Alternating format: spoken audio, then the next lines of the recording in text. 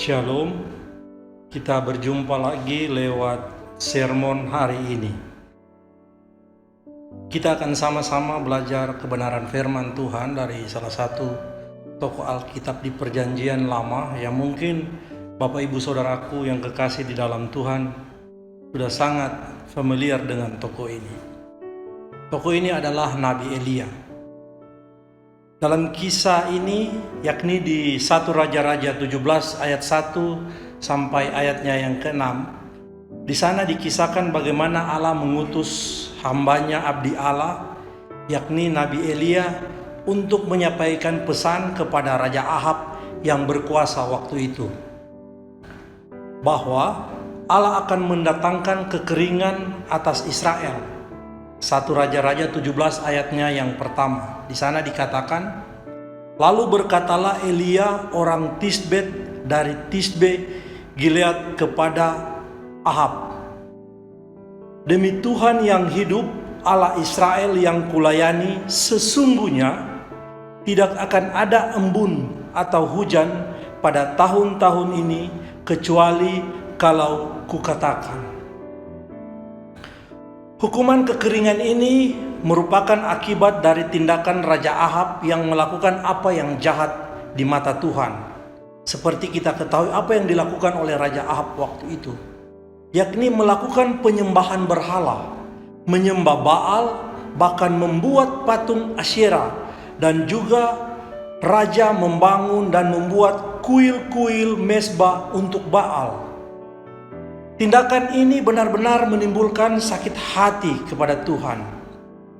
Padahal Raja Ahab dan bangsa Israel tahu, dalam 10 perintah Tuhan yang diperoleh oleh Musa di Gunung Sinai, di sana dikatakan, jangan ada padamu Allah lain di hadapanku. Jangan membuat bagimu patung yang menyerupai apapun yang ada di langit di atas, atau yang ada di bumi di bawah, atau yang ada di dalam air di bawah bumi. Bahkan jangan sujud menyembah atau beribadah kepadanya. Raja Ahab dan bangsa Israel tahu hal itu, namun mereka melanggar apa yang dilarang oleh Tuhan, sehingga Tuhan memberikan teguran melalui kekeringan yang akan mereka alami waktu itu. Bapak Ibu Saudaraku yang kekasih di dalam Tuhan, dari kisah ini mau disampaikan bahwa konsekuensi dari sebuah pelanggaran tentang ketaatan terhadap Allah adalah akan menerima teguran atau bahkan menerima hukuman dari Tuhan. Di sini kita melihat bahwa penyembahan berhala yang dilakukan oleh Raja Ahab dan orang Israel membuat mereka menerima akibatnya, yaitu mengalami kekeringan. Jangankan hujan Bapak Ibu, dikatakan tadi bahwa embun saja tidak akan turun waktu itu. Dan ketika kekeringan itu terjadi, dampaknya sangat luar biasa untuk orang Israel. Pastinya mereka akan mengalami kesulitan untuk mendapatkan air. Kita ketahui bahwa air untuk kebutuhan ini bangsa Israel sangat penting untuk kebutuhan sehari-hari, untuk ternak mereka, bahkan untuk pertanian mereka. Jika kekeringan melanda, bisa dipastikan bahwa panen akan gagal, rumput tidak akan tumbuh, makanan ternak akan sulit didapatkan. Otomatis hewan ternak terancam akan mati kelaparan. Inilah dampak dari ketidaktaatan dan hukuman yang mereka terima dari Tuhan, Bapak Ibu Saudaraku. Bagaimana dengan Elia yang sama-sama juga mengalami kekeringan di Israel waktu itu? Elia juga mengalami kekeringan di Israel waktu itu. Namun Tuhan sudah memerintahkan Elia ke sungai Kerit. Serta Tuhan juga memerintahkan burung-burung gagak untuk memberi makan kepada Elia berupa roti dan daging setiap pagi dan petang. Di sini Allah mau menyampaikan kepada Elia bahwa di masa sulit seperti ketika itu, Tuhan sanggup pelihara dan mencukupkan keperluan Elia. Bahkan Tuhan juga sanggup memberikan perlindungan kepada Elia dari kejaran Raja Ahab dan istrinya Isabel yang waktu itu bermaksud hendak membunuh Elia.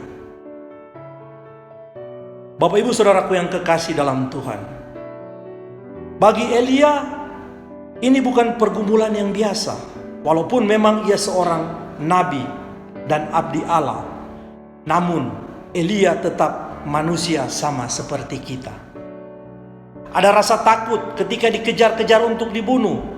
Ada rasa lapar dan haus, butuh makan, butuh minum sama seperti kita. Tapi ketika kekeringan datang melanda di masa sulit untuk mendapatkan makanan, waktu itu namun Tuhan tetap mencukupkan kebutuhan Elia. Bahkan ketika kesulitan itu datang, Elia melihat mujizat Tuhan, Bapak Ibu. Secara akal sehat kita tahu bahwa burung gagak adalah burung yang rakus, burung yang egois, apalagi dalam hal makanan.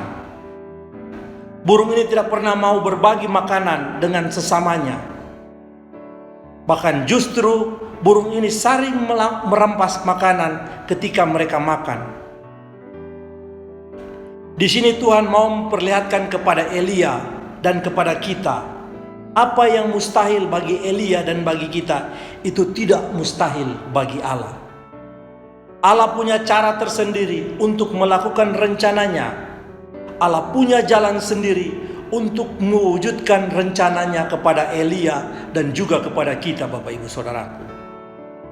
Sama halnya ketika Elia menghadapi masalah kekeringan dan masalah dengan Raja Ahab, kita juga banyak menghadapi masalah dan persoalan serta pergumulan dalam kehidupan kita setiap hari. Kadang persoalan dan pergumulan itu di luar kemampuan kita, Bapak Ibu. Kita sering mendapati betapa kita tidak berdaya ketika menghadapi persoalan dan pergumulan hidup kita.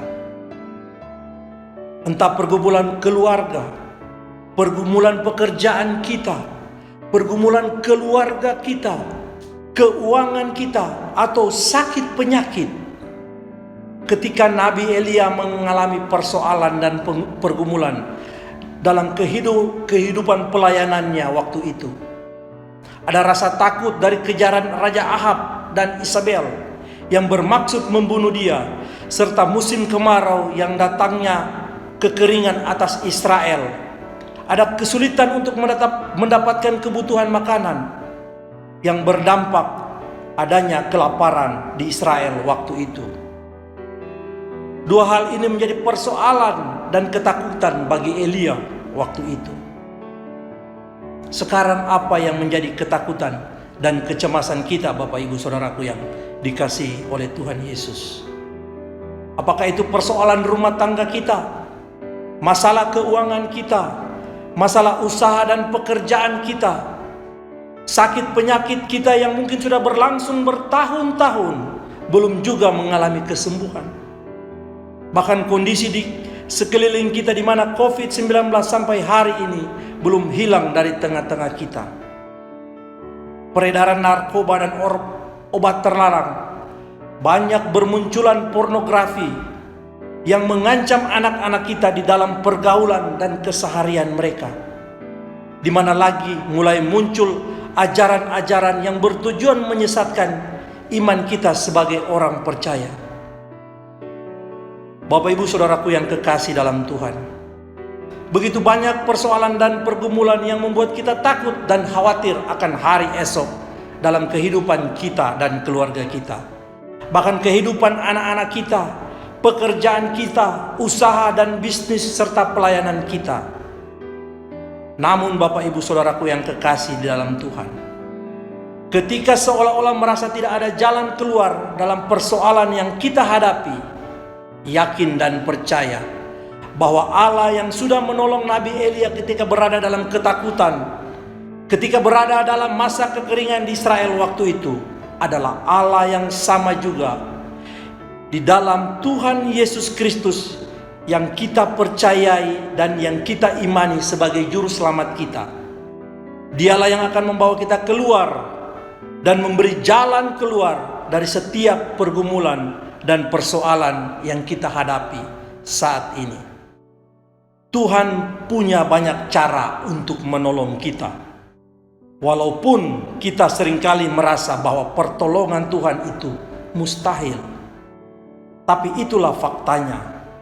Tuhan kita bukan manusia. Ketika mustahil dilakukan, pertolongan itu tidak datang.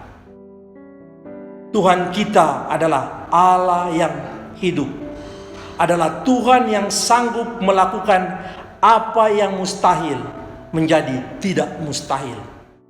Tuhan kita adalah Allah yang sanggup melakukan yang tidak mungkin menjadi mungkin. Bahkan Dia sanggup mengadakan dari yang tidak ada menjadi ada. Mujizat itu masih ada Bapak Ibu, dahulu dan sampai hari ini. Amin. Untuk kebenaran firman Tuhan, mari kita berdoa. Bapa kami yang di sorga, Bapa di dalam nama Tuhan Yesus Kristus, yang adalah Tuhan dan Juru Selamat kami. Kami sungguh mengucap syukur untuk hari ini. Kami mengucap syukur untuk kebenaran firman-Mu. Biarlah Roh-Mu yang kudus yang akan memetraikan firman-Mu, menjelaskan lebih dalam untuk kebenaran firman-Mu untuk kami pakai dalam kehidupan kami setiap hari. Saat ini hamba-Mu mau berdoa, jika ada jemaat-Mu yang saat ini menyaksikan sermon hari ini dalam kelemahan tubuh, dalam persoalan rumah tangga, persoalan pekerjaan, sakit penyakit, mari Tuhan, Engkau yang akan menolong mereka, membuka jalan, memberi jalan keluar. Yang sakit Engkau jamah beri kesembuhan. Terima kasih Bapa, terpujilah Engkau. Ini doa kami, ini syukur kami, yang kami bawa dalam nama Tuhan Yesus Kristus, yang adalah Tuhan dan Juru Selamat kami yang hidup. Haleluya. Amin.